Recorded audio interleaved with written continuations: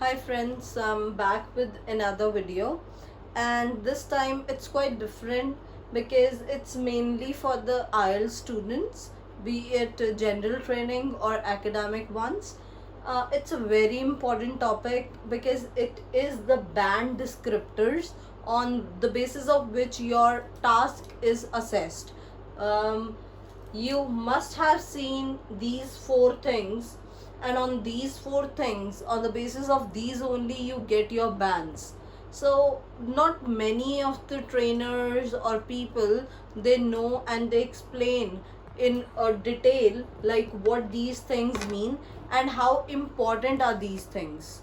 Okay, so I will be talking about mainly one thing in this video, and I will be taking up the other ones in the next one. um, CC is cohesion and coherence, that I had already uploaded my video with the same topic, so you can see those things. The first one is task achievement. Task achievement is like they have given you a task, be it your task 1 or task 2. They have given you a task, and your task achievement is really important. And these four things make a criteria, and everything weighs the same. Okay, the weightage is equal for all these things, all these descriptors. So task achievement doesn't mean that you have written 150 words and 250 words what they have asked, but it means that whatever parts are needed in your task, you have to accomplish it. Okay, so that is the first thing. I will be talking about it like in detail in my next video, not here. Then we have CC, that I have already told. Next we have is LR, that is lexical resources. Again, I will be talking about lexical resources in another video. Today I am going to take up a very important thing, that is GRA, and it is known as grammatical range and accuracy. Grammatical range and accuracy. There are two things. One is grammatical range, another is grammatical accuracy. Okay, range, as the name suggests, range is wide variety. Okay, so wide variety of sentences is needed in your tasks, either it's your task 1 or task 2.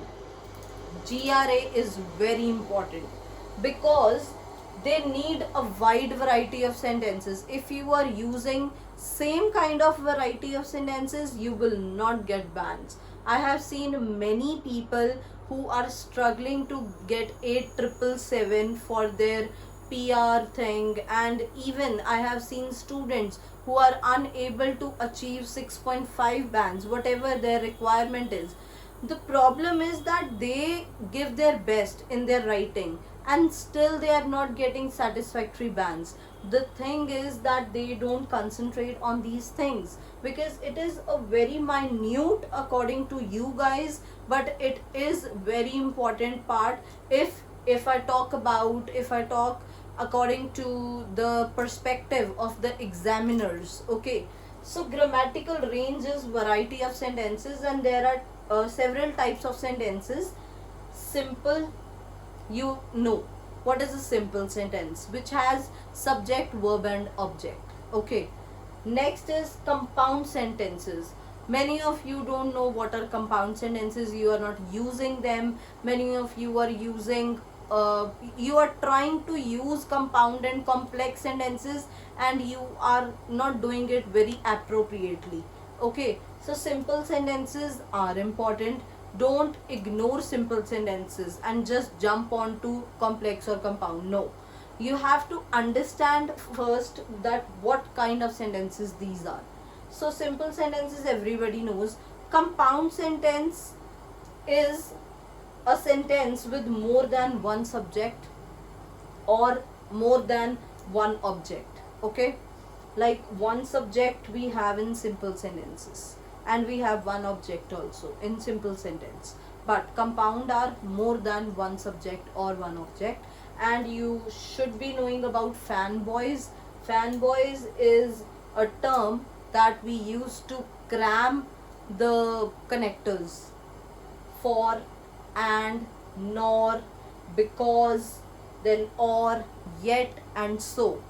These are the words that you really need to understand. Whichever sentences we use using these words, they are known as compound sentences. Okay, next, moving further, is complex sentences. Complex sentences are having different clauses, like one independent clause is there and then there is one dependent clause. You don't know what are clauses, then you have to definitely learn about these. So I would suggest you to please learn about, revise these things, that what are these.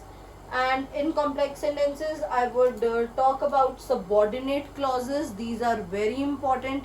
Okay, and if you need to know, then you can comment me in the comment section. I will be talking about it. Okay, next is passive.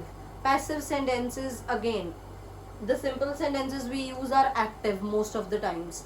Passive sentences are using passive voice, and many students I have seen, they are not at all good at using passive voice. They don't know what is passive voice and they are not using it correctly. Okay, then we have interrogative sentences, or we call them question sentences. We use question tags in them, starting with where, how, or ending up with a question mark. Okay, so arising questions in it. So that is interrogative sentences. Last kind of sentence is conditional sentence. You must have not heard it very commonly. Conditional sentences are starting with if and a consequence, giving a consequence, like if this happens then this would happen or this might happen. Okay, so there is a condition in those sentences. This is all about range, that variety of sentences you should use. And I am sure that before watching this video you were not aware that these kind of sentences are there, and that you have never seen your essay, or you have never proofread your essay or your task 1 and looked on these things. You haven't focused on these things. Okay, so this might be one of the reasons that you are not getting the desired score. Okay, next thing is grammatical accuracy. As the name suggests, accuracy, accurate, that your grammar should be accurate. You need to use your articles accurately. And the, I have already uploaded the video, or I think I have to. I will be soon uploading it. I have already recorded the video. So and the, I have seen the usage is not very appropriate. So articles usage, then usage of correct sentences. Okay, usage of tenses. Tenses, I really have to say this thing, that tenses are not clear to most of the students. You're not clear with the tenses, you're not clear with the usage of the tenses. Definitely you know, you have crammed the rules of the tenses, but you don't know where to use the tenses. Okay, so for that you have to understand the tenses. Okay, next thing I have is verbs, like forms of verbs, where to use. Again, it is correlated with tenses.